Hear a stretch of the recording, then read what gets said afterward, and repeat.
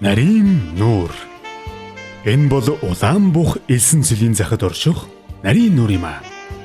Энэ нуур нь Баян нуур хотын Дэнков шаанд оршдог бөгөөд энэ бүс нутг нь газар тариаланд түшгэлсэн эдийн засагтай Баян нуур хотын бүрэлдэхүүнд харьцангуй сүлд нэгдэн орсон хошуу нутаг билээ. Дэнков шааныг өөрөөр 100 нуурын нутагч гэдэг. Учир нь зөвхөн энэ нутагт том жижиг 100 гаруй нуур байдаг. Өдгөө нарийн нуурын амралт жуулчлалын бүс гэгдэх энэ газар анх элсэн цэлийн дундах байгалийн өвөрмөц тогтцтой олстой хэмээх жижиг нуур байжээ. Харин сүүлд хотын засгийн ордны санаачилгаар энэ нуурыг өргөтгөн томсгож нарийн нуурын аялал жуулчлалын бүс болгосон байна.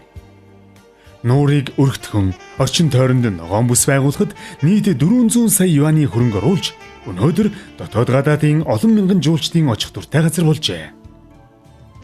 Энд гэр бүлэрээ амарч тухлах бүхий л орчныг бүрдүүлсэн бөгөөд элсний гулгуур, усан завь, хурдны завь, тэмээтэй аялал гэх мэт хүүхэд багчуудын сонирхлыг татах бүх зүйлсийг нэг дор цогцлоож чаджээ. Нууранд 100 гаруй төрөл зүйлийн шувуу үржлийн цагтаа ирж нутгалдаг. Усны шувууны үржлийн хамгийн гол бүс нутгуудын нэг юм а.